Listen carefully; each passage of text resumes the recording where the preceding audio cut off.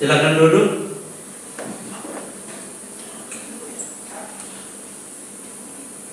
Mari kita belajar kebenaran firman Tuhan dari Injil Lukas pasal 24 ayat 5 sampai dengan 8 di bawah perikop kebangkitan Yesus.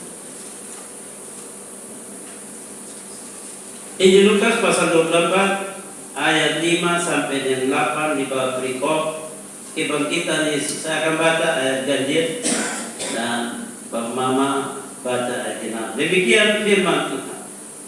Mereka sangat ketakutan dan menundukkan kepala. Tetapi kedua orang itu berkata kepada mereka, "Mengapa kamu mencari dia yang hidup di antara orang mati? Dia tidak ada di sini. Dia telah bangkit. Ingatlah apa yang dikatakannya kepada kamu ketika dia masih di Galilea, Yaitu bahwa anak manusia harus diserahkan ke tangan orang-orang berdosa dan disalibkan dan akan bangkit pada hari yang ketiga." Maka teringatlah mereka akan perkataan Yesus itu. Demikian jauh pembacaan firman Tuhan yang berbahagia kita yang membaca, merenungkan, mendengar dan melakukan firman Tuhan dalam kehidupan kita sehari-hari. Salam. Salam. Berikan kemuliaan bagi Tuhan. Tema khotbah: lupa tapi ingat. Tema khotbah: lupa tapi ingat. Sebuah refleksi.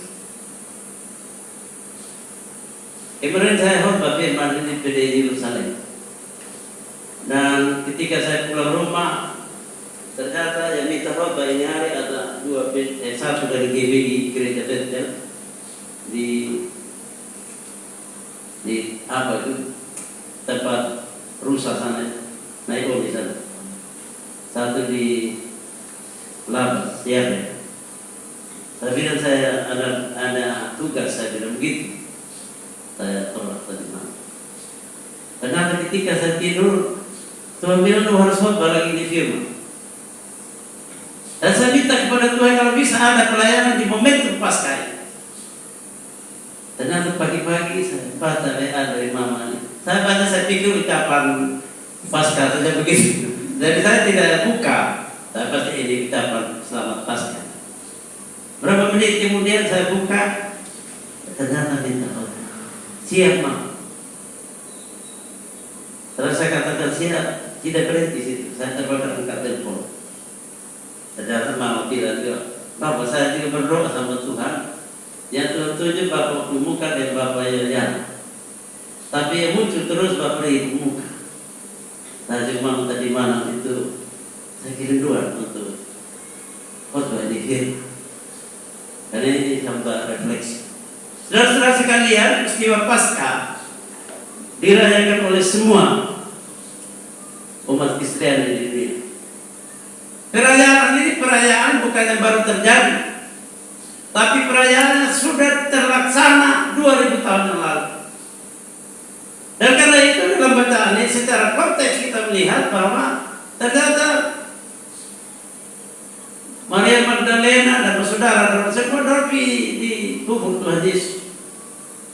Mereka pergi ke sana membawa kebiasaan mereka untuk bawa rempah-rempah, itu kebiasaannya. Sampai kita juga ya, ada Natal, ada bawa rantai. Dan ketika ada di sana, dalam konteks ini mereka ada 2 orang dan bertanya kepada mereka, "Mengapa kamu mencari Yesus yang hidup itu di antara orang?" Dan dia menjelaskan. Ketika mereka bertanya, meskipun mereka tidak jawab, tapi di ayat 8 mereka jawaban, baru mereka teringat. Nah karena itu kenapa saya kasih tema lupa? Karena ayat 8 mendukung pernyataan saya. Mereka bertanya, "Kenapa kamu cari?" Ternyata mereka lupa. Kelupaannya mereka Tuhan dan itu dalam menegaskan kepada kasihnya kepada mereka bahwa peristiwa kebangkitan bukan peristiwa itu baru terjadi, tapi dia sudah beritahu sebelum kebangkitan Yesus. Amin. Oleh baca di Lukas 3 kali dia memberitakan tentang penderitaan.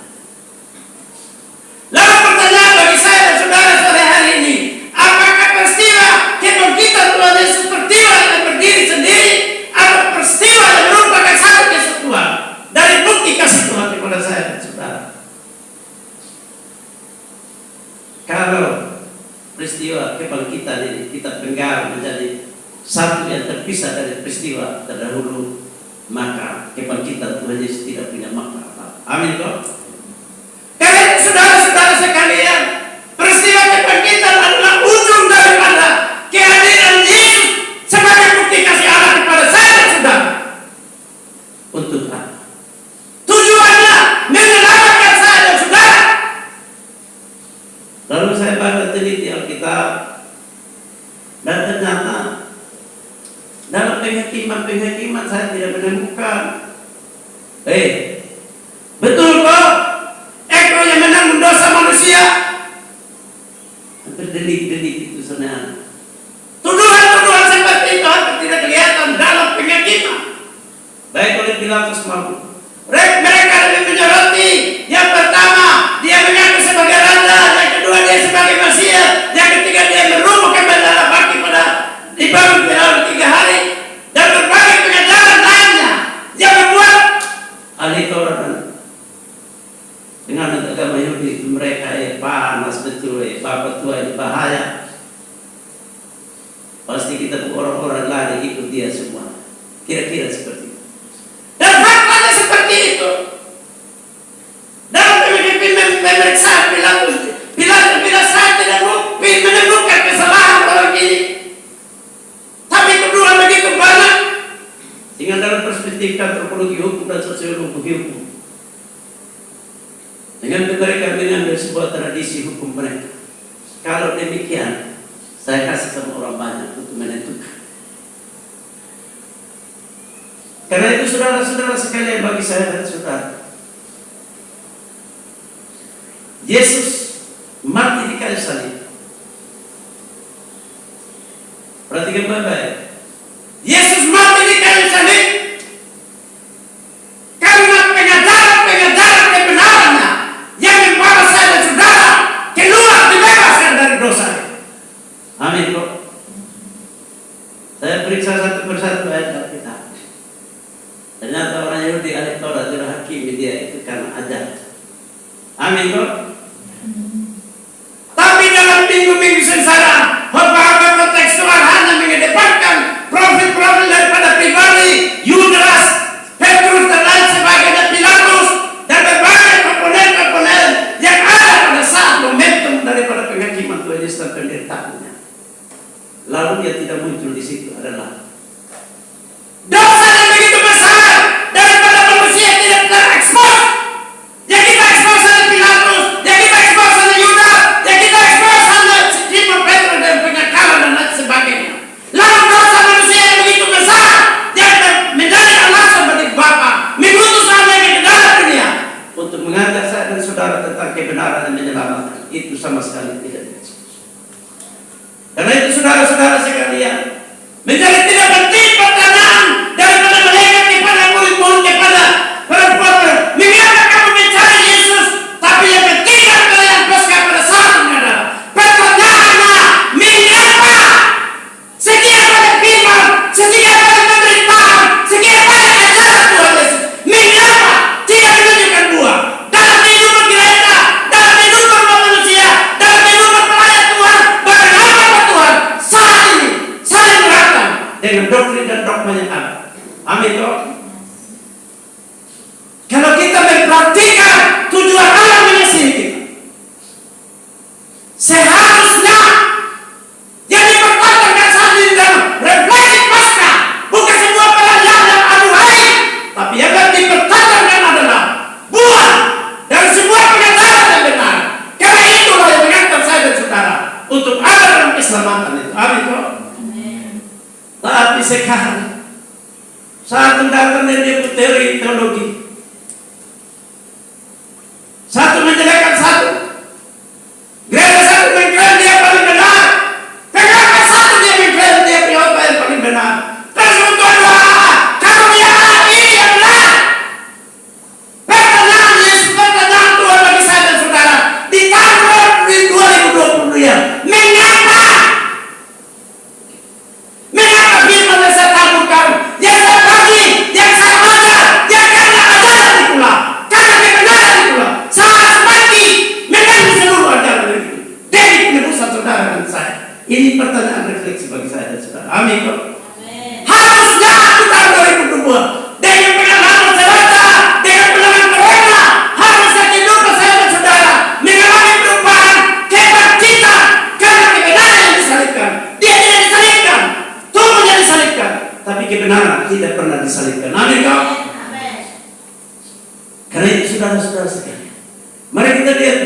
poin pengajaran Tuhan Yesus. Yang pertama, hendaklah kamu saling mengasihi. Sama seperti saya. Bukan Tuhan Yesus bilang, kasihilah sama seperti saya. Sama seperti saya dalam mengasihi kamu. Mari kita buktikan pengasihan Tuhan Yesus. Bukti dia mengasihi kita. Kalau kita tidak tahu kebenaran, dia ajar kebenaran. Amin. Jadi kalau ada orang yang salah jalan, bukan kita hambatan dari salah jalan, tapi seharusnya orang yang mengasihi Tuhan Yesus bilang, bawa tenang itu, bawa kebenaran itu, ajar dia. Tadi yang ada sekarang bukan. Seorang pendeta telepon saya tadi pagi. Dia bilang doa saya itu tidak benar. Ada sebuah pelayanan pendeta dari MDC. Dan saya bilang sama dia, adik pelayan kita. Ketika adik menyatakan saya salah, si A salah, pada saya salah, adik tidak melakukan pelanggaran pidana. Karena kita biasa apa yang akan menjadi hakim. Yang menyatakan salah dan benar adalah hakim. Bapak Murieli saya punya pengetahuan tidak bisa menentukan salah kita. Karena salah benar menjangkut kekuasaan kehakiman, bukan pengetahuan hukum. Saya bilang sama dia, kalau kita ada belajar, firman itu satu kesatuan yang utuh. Amin kok. Dia tidak bisa dipenggal-penggal. Kebangkitan Yesus tidak bisa dipisahkan dari penderitaannya, dari kematiannya. Kematiannya tidak bisa dipisahkan selama seluruh materi pelayanannya, dan materi pelayanannya tidak bisa dipisahkan dari kelahirannya. Kelahirannya tidak bisa dipisahkan dengan nubuatan 700 tahun sebelum dia lahir. Tidak bisa dipisahkan. Amin kok. Ketika saya belajar tentang doktrin tentang firman ini, ternyata Tuhan sepertinya dia mengambil keputusan untuk mengasihi saya dan saudara. Bukan waktu yang 1 menit, 2 menit, ratusan tahun dia membuat. Amin. Apakah dia tidak bisa? Bisa. Tapi ketika dia mengambil keputusan untuk mengaruniakan anaknya, ternyata baca di seluruh nubuatan yang ada itu ratusan tahun, baru Bapa di surga mengambil keputusan mengutus anaknya menjadi manusia. Saudara-saudara sekalian, tantangan refleksi pasrah bagi kita dan saudara, bukan berapa banyak lilin yang kita bakar, bukan persoalan itu, tapi menjadi pelajaran Allah bagi saya dan saudara. Mengapa seluruh kebenaran yang telah dihobarkan, yang telah diberitakan, yang telah disampaikan di mimbar-mimbar ibarat rumah tangga, mengapa? Sebentar kita khotbah, tapi sebentar juga kita masalah. Karena itu sebenarnya kamu mengasihi sama seperti saya. Mengasihi bukan sekedar kasih uang, mengasihi bukan sekedar pelayanan diakonia, tapi mengasihi yang Allah buktikan bagi saya dan saudara melalui Yesus. Dia mengatakan Injil kerajaan surga, firman yang diberikan bagi saya telah saya sampaikan kepada mereka.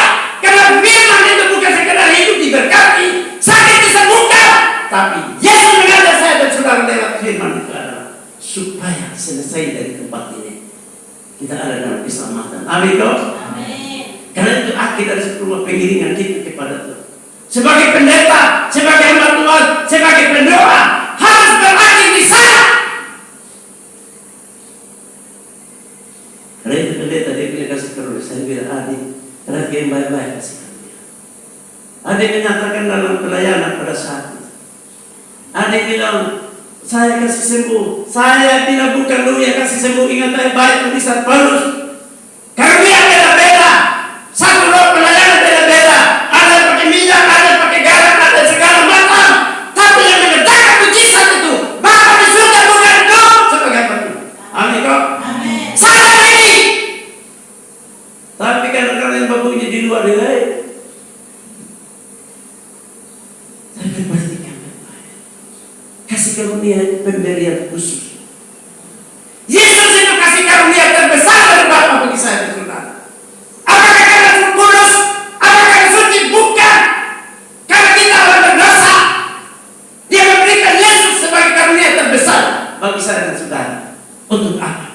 mengajak saya dan saudara kebenaran yang dari Bapa, firman yang dari Bapa.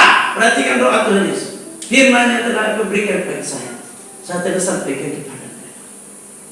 Karena itu saudara-saudara, harusnya dalam kehidupan seperti ini. Ingat Bapak doa Tuhan Yesus yang 17 ayat 21. Hendaklah kamu menjadi satu, sama seperti Tuhan Yesus dan Bapanya adalah satu. Artinya apa? Beda gereja, beda persekutuan doa, beda kasih karunia, beda pelayanan, tapi satu dalam kebenaran. Mulut harus sama, pikiran harus sama, hati harus sama, seluruh kehidupan harus memberikan bukti kebenaran yang dirubah oleh kebenaran itu sendiri. Amin, Pak. Tapi kalau apa saja pelayanan KPI, saya tidak mau tipu sama dengan yang begitu. Tuhan tidak mau yang begitu. Dan Dia mau endingnya akhir dari seluruh kehidupan saya dan saudara ada dalam kisah. Paham itu? Jadi saya baca tulisan Paulus. Saya bila terdapat tulisan Paulus itu ketika dia menulis pada jemaat anak-anak, ternyata dia itu sesuaikan dengan konteksnya. Amin. Tapi kebenaran yang sesungguhnya tentang Yesus, Dia tidak berubah kemarin, hari ini, sampai sekarang. Konteksnya model apapun, Yesus tidak pernah berubah dalam seluruh konteks. Amin.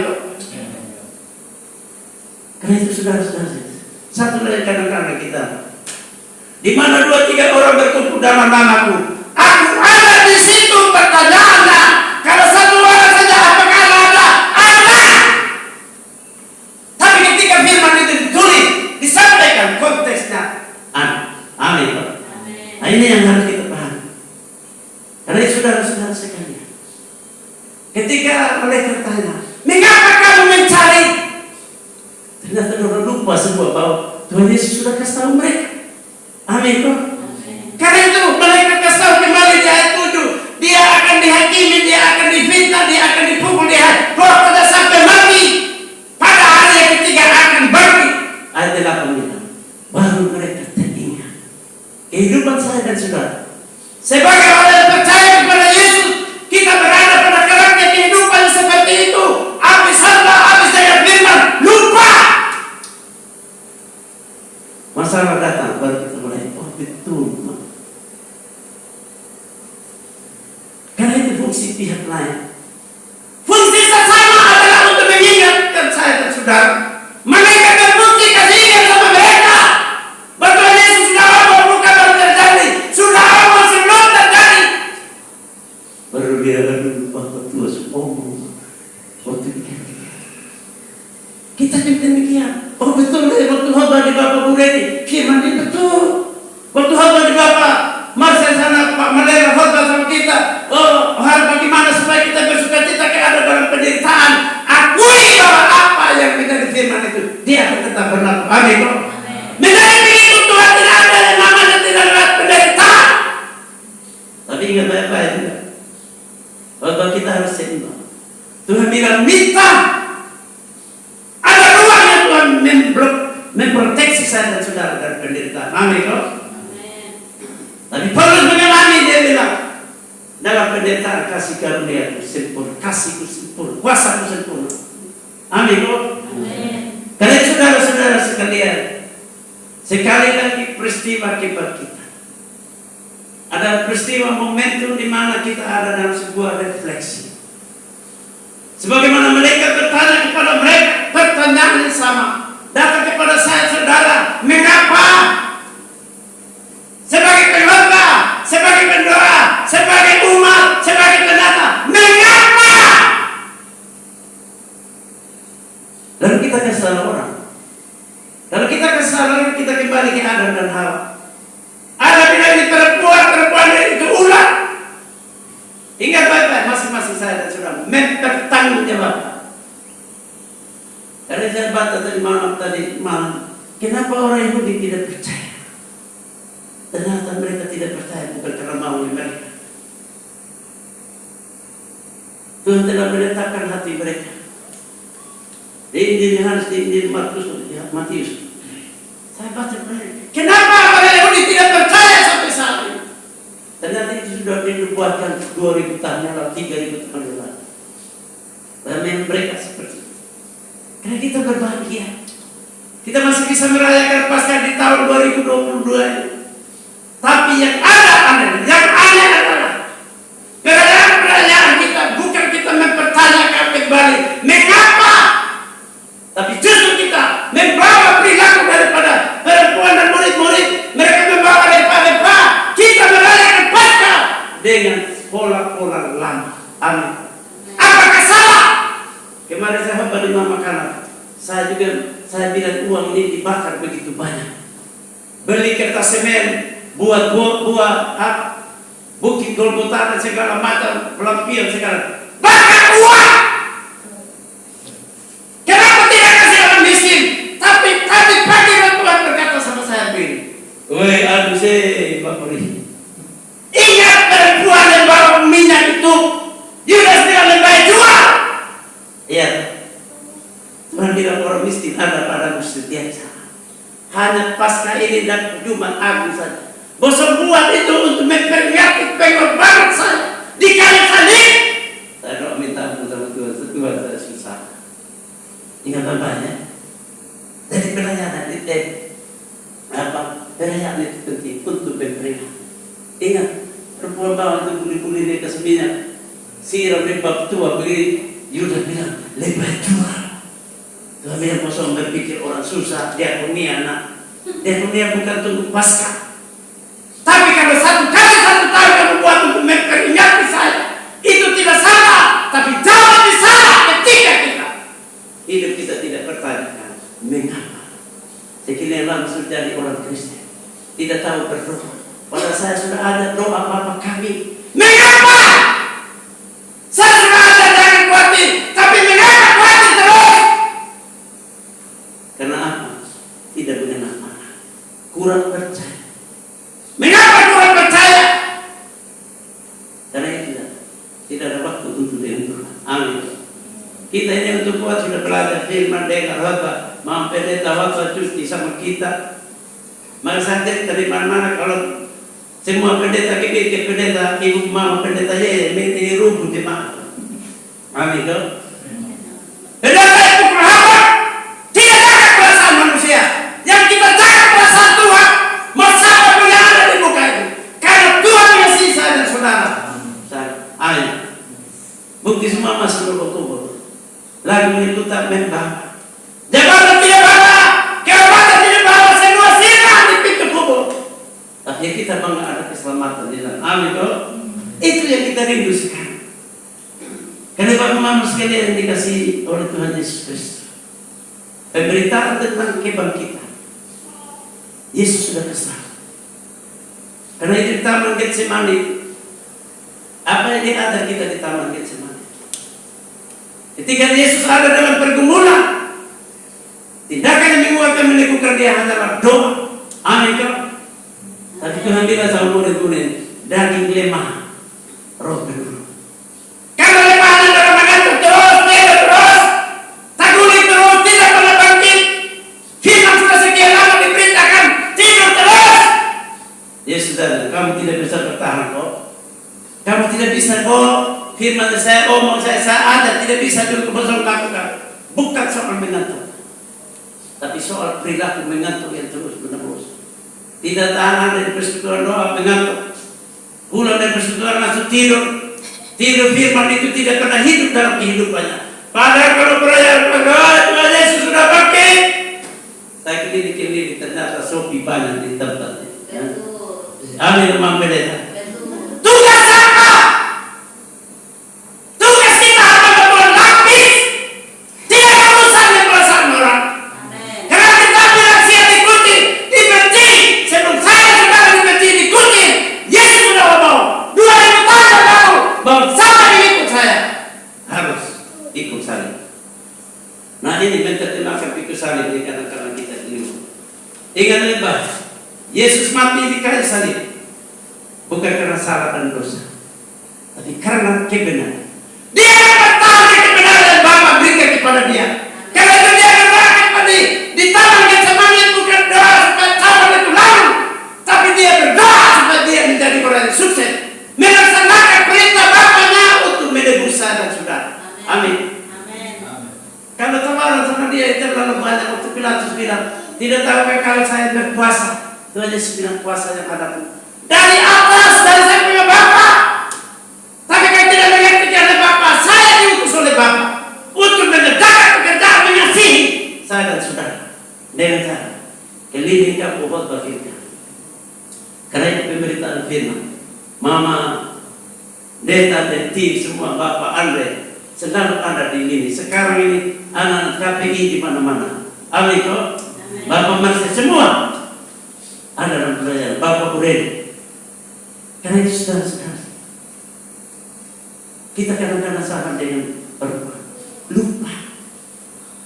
Nanti kalau ada masalah baru kita ingat, oh ada firman. Nanti masa dalam pergumulan baru kita sadar, ternyata Tuhan tahu semua.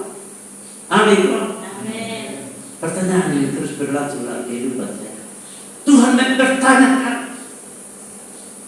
Tuhan mempertanyakan kepada saya dan saudara, mengapa tiba-tiba ini seperti ini? Orang bingung sekarang. Kehidupan orang Kristen, orang bingung. Yang mana yang benar sebenarnya? Karena masing-masing pendeta dia satu membantah satu, satu menghantam satu. Tambah lagi pastor Anisi mendorong hantam Stephen Tong dan dia pun teologi. Kadang-kadang saya bingung. Ternyata yang saya temukan setelah saya belajar kuliah teologi, ternyata yang saya temukan dalam teologi, kurikulum teologi, yang pertama, tidak mengakui, bukan tidak mengakui teologi kasih karunia itu hampir dikesampingkan. Padahal kalau kita khotbah, para teologi ini khotbah dari Yesaya, dari Yeremia, dari Yeskiel, itu semua kan kasih karunia. Amin. Tapi kalau ada anak-anak tua yang punya kasih karunia, Bapak Buredi, Mama Deta, anak-anak tua yang tidak sekolah, wahai orang tidak anggap. Saya pelajari secara teliti Alkitab, semua kasih karunia. Karena itu hanya sekiranya sama umat Israel, Yehuda Israel, bangsa yang tegar teguh, Tuhan menyelesaikan saya, lewat Yeremia, Amos dan seluruh hamba Tuhan. Tapi mereka tidak mengakui itu, mereka pandang terus, tidak dengar. Sama sering saat ini. Coba lihat pendeta-pendeta. Ya saya kalau ketemu sama orang saya kait terus. Dan kita sama-sama belajar teologi supaya berubah. Begitu. Saya sudah pernah kasih kesaksian di Mama pendeta. Waktu pembahasan naskah teologi di Sinode. Saya orang pendeta kritik ini. Ini orang persekutuan doa ini tidak lain kalau ada orang gagal naik kelas, tidak dapat kerja, semua dosa nenek moyang. Tapi ini dia kritik kasih karunia. Sudah kasih ngomong ini saya langsung angkat tangan. Pak Pendeta, kalau Pak Pendeta kedudukannya sebagai gembala, kalau dari yang punya kasih karunia itu ada yang salah. Tugas pendeta bukan diomong di rapat begini. Panggil rapat mata kasih tahu ada mereka. Tapi kalau orang begini sebagai saya kasih tunjuk, bukan kepintaran yang saya tahu istilahnya apa. Yang kedua ini Pak Pendeta adalah ini model pendeta kalau saya lihat saya aman. Kalau sakit memati berdorong cari hamba Tuhan. Tapi dalam pakai helm tutup. Kenapa dalam jaga pengetahuan teologi yang ada pada mereka? Saya buka-buka. Jadi mama kita selalu bilang, saudara karya Tuhan Yesus terbesar di bumi ini. Mulai dari kelahiran sampai dia bangkit. Nah, saudara, saya bilang Pak Pendeta salah. Benar kok, saudara? Kalau saya bilang salah. Salah! Tuhan Yesus berkarya lewat mulutnya dia katakan. Di rumah Bapa banyak tempat yang dinyatakan kasihnya. Dia memberikan janji di sana pada tempat. Saya siap tempat di sana. Kerja tadi kasihnya di bumi. Tapi dia kerjakan di rumah Bapa. Amin kok? Yang kedua, saya tidak meninggalkan kamu yatim piatu. Tapi saya akan minta kepada Bapa, Roh Pengarah, Roh Penghibur, menyertai di bumi. Tapi dia buktikan di surga. Dia utus Roh Kudus untuk menyertai saya sampai hari ini. Amin kok? Itu pendapat teologi saya komprehensif. Tidak semata-semata. Ayo mama kita senang dengan. Ternyata kita punya kekayaan yang luar biasa. Karena itu naskah teologi penginjilan dan persekutuan roh. Mereka UPB boleh susun nanti serahkan sama kita persekutuan roh untuk kami. Saya bilang pendeta itu yang betul. Karena kejadian empiris ada di orang persekutuan roh. Mereka bukan pengetahuan teologis, tapi mereka punya pengetahuan, pengalaman berjumpa dengan Tuhan. Dan bagaimana kasih karunia itu bekerja. Saya ngomong seperti itu. Dari Bapak Ibu pendeta tadi. Yang berikut lagi saya bagi kesaksian. Seorang hamba Tuhan pengacara. Dalam perjumpaan kumpul keluarga dia bilang, kakak, jangan khotbah-khotbah itu. Kakak mas parah ini pendeta-pendeta. Saya bilang saya tidak mas parah pendeta. Saya mas parah perilaku dalam kedudukan sebagai jabatan pelayanan itu. Yang saya mas parah dalam pribadi. Jabatan pendeta tidak masuk surga, tapi pribadi pendeta itu masuk surga.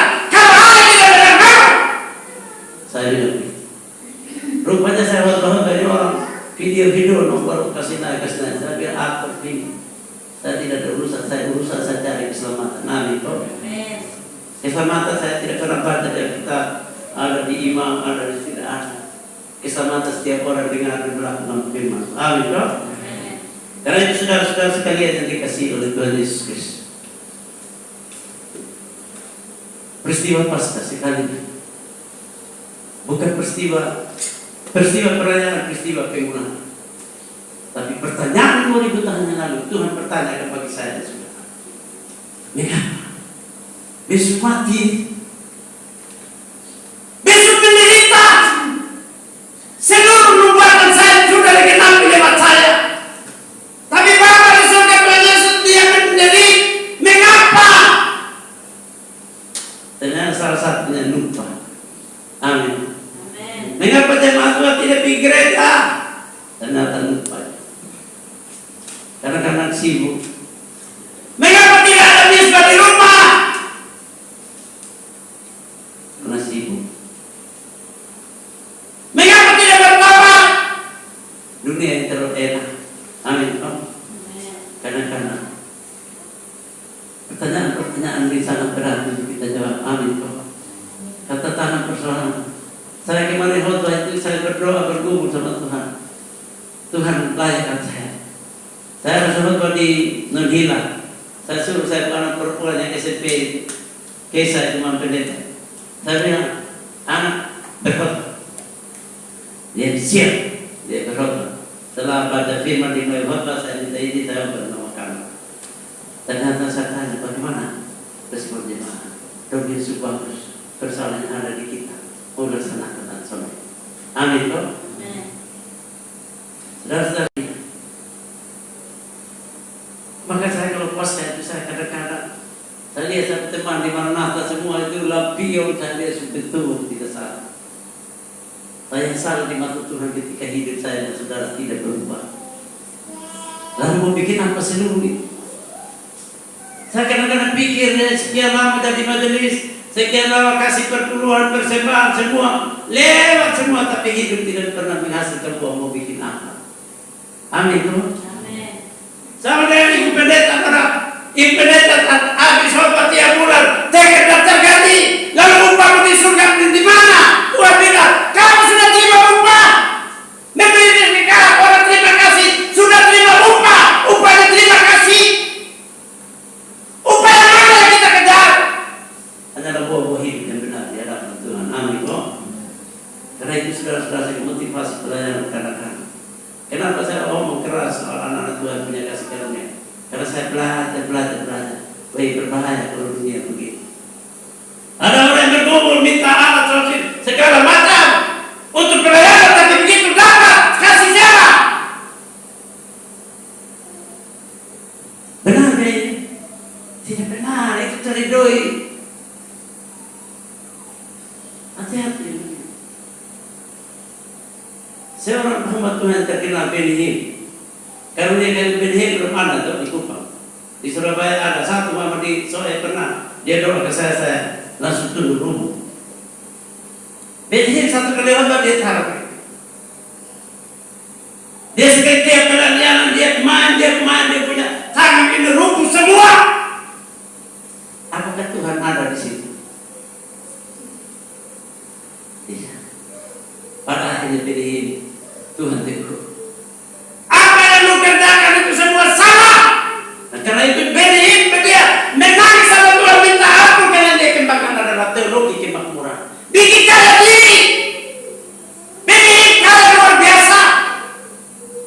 Tapi pada akhirnya Tuhan bilang, lu yang lu kerjakan mujizat semua omong kosong tak. Karena cara besar. Dia doa minta ampun, dia kasih kisahnya. Dia berikut saya kasih lagi, saya buat YouTube. Saya orang pendeta. Ini saya kasih ingat yang saya buat. Saya orang pendeta, dia bilang, hai pendeta, berhenti bisnis gereja. Jangan bikin gereja cari kolekte. Tapi jadikan gereja itu belajar untuk pemuridan. Supaya orang lain belajar tentang, supaya menjadi murid yang telinga dan mendengar firman. Bukan sekedar kejar kolekte. Yang Tuhan butuh adalah buah. Dan karena itu sekarang jangan heran. Orang sekarang 2-3 orang juga jadi gereja. Salah tidak salah. Tapi yang salah ketika Tuhan lihat hati saya dan saudara. Amin. Dan tidak ada yang tersembunyi sama Tuhan. Betul Bapak Puri. Karena itu Bapak Mama sekalian. Pas ada momentum refleksi. Bukan peristiwa baru terjadi, ini sudah terjadi. Tapi yang Tuhan bertanya, sudahkah kebenaran yang membebaskan saya dan saudara dari dosa? Sudahkah kebenaran yang membebaskan, yang membawa saya dari kebinasaan kepada keselamatan itu? Sudahkah menghasilkan buah? Atau masih sama seperti dulu? Ini yang berusaha. Sekarang yang rusak bagi sekarang ada di TLM. TLM ini kan banknya gini, mampirnya doi saham gini, tapi sekarang TLM ini sekarang dia mulai bisnis jasa konstruksi. Gereja mau bangun sana dia sudah siap kontraktor. Lalu pertanyaannya keuntungan dari kontraktor itu siapa yang makan? Pendeta mulai digiring pada hal yang bersifat duniawi. Saya belum ke Senayan. Saya tunggu Maranatha ada bangun PPA. Saya tanya sama panitia katanya ada kontrak. Saya bilang bank itu lembaga lembaga mediasi antara yang punya uang dan yang menggunakan uang. Itu bukan main-main. Tapi yang ada sekarang TLM mulai modern. Maka di grupnya Roba Morta Bongkar itu kita berada siapa ini Robert ini. Waktu orang krisis minyak goreng dia boleh tapi pergi bagi-bagi minyak goreng. Lalu ini netizen tanya, apa motivasi apa? Dia cari kursi-kursi kerajaan di bumi. Penyimpanan harus jadi sebagai pengawas, harus membangun itu pembelajaran. Karena itu saya itu mau pendeta waktu minggu sekitar berapa? Berani bicara kebenaran. Ingat baik-baik suara kebenaran ini hanya ada 2 dalam ajaran. Suara kebenaran yang pertama adalah perkataannya, dan suara yang kedua kebenaran adalah pembuktian terhadap perkataan lewat tindakan. Itu suara kebenaran. Tapi pada saat ini kita menyuarakan di mimbar, di mana-mana omong banyak, tapi membuktikan 0 dan kosong. Amin. Membuat orang lain tidak percaya. Oleh karena kita banyak tukang banyak omong, tapi buktinya itu omong kosong. Bapak tua ini pisau sama tak di rokoknya habis itu main kartu lagi. Habis itu ada yang lihat ibu-ibu yang cantik orang mulai gabung-gabung. Tapi banyak diferensi. Ada yang jabat tangan dari orang istri mulai ramah sendiri. Ada apa di situ? Ini setan-setan dalam sekali. Karena itu sudah sekali lagi ketika Roh Tuhan bilang begini, harus perayaan ini 1 kali 1 tahun untuk memperingati saya. Dan lu pikir orang susah pikir secara ekonomis, tapi itu kan baru kasih ingat saya firman tentang itu. Mama Tuhan bawa minyak itu pergi itu. Oh Tuhan ampuni saya. Tapi kritik. Tapi yang Tuhan mau mengapa? Alasan kita lupa. Tapi Tuhan menggunakan cara. Dia menggunakan mereka. Dia kasih tahu kembali. Karena ini peranan saya dan saudara untuk saling mengingatkan saya dan saudara. Kalau mama pendeta lemah, Bapak boleh kasih tahu mama pendeta. Kalau Bapak ini lemah, kasih tahu. Peranan kita dari mereka bagi orang lain. Bapak terang itu. Karena apa? Karena kita dibuta. Karena itu mereka menyampaikan dan membuat mereka teringat, oh betul, mereka sadar oleh karena pekerjaan mereka. Amin toh. Sebagai manusia kita punya kedagingan, kita kadang-kadang lupa. Kadang-kadang kita tenggelam dalam kehidupan yang lama, tenggelam dalam pergumulan persoalan hidup yang lama. Tapi lewat peristiwa Paskah yang merupakan satu kesatuan dari bukti kasih Tuhan.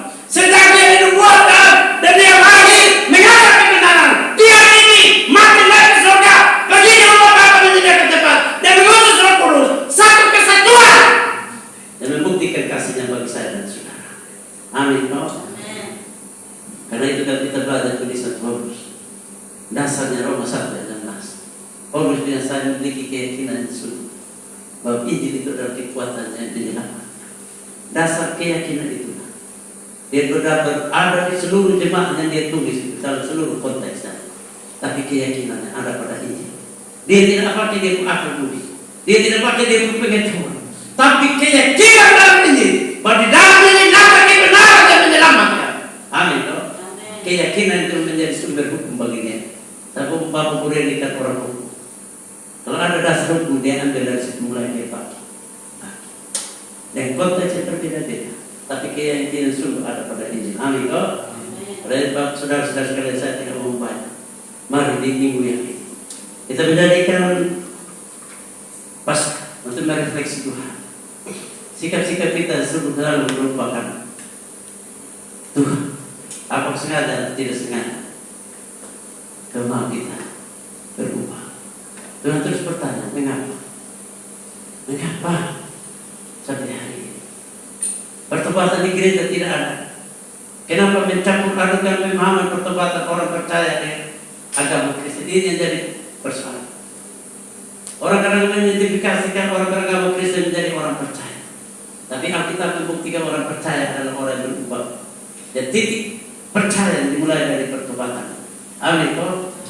Tapi kalau orang beragama Kristen, saya selalu kata cukup baptis, cukup sini kalau kita ini selesai dari agama. Tapi apakah kita ada dalam pertobatan? Itu adalah sebuah proses. Amin toh. Maka tak heran kalau ini PDGB itu pergi di mana selalu ada pertobatan. Tanpa pertobatan keselamatan tidak ada. Pertobatan adalah titik awal. Matius 4 ayat 17. Yesus bertobat karena kerajaan. Berbicara tentang kuasa Tuhan sudah dekat. Kuasa tentang apa? Pemulihan, berkat dan lain sebagainya. Mari kita melihat hidup kita supaya kita ingat. Ingat, Tuhan Yesus ngomong bahwa dia akan menderita dan bangkit. Ingat, dia sudah ngomong firman-Nya 2000 tahun lalu dan terus ngomong firman. Ingat, dan dia mau supaya kita berbuah. Ketika kita berbuah yang benar, jaminan ada dalam keselamatan. Kalau keselamatan Tuhan kasih, apapun permintaan Tuhan dia yang 11 minta apa saja yang kamu kehendaki dan kamu akan bukan menerima, akan menerima dan terbukti kehidupan saya dan saudara. Tuhan memberkati kita. Mari kita menyanyi satu pujian.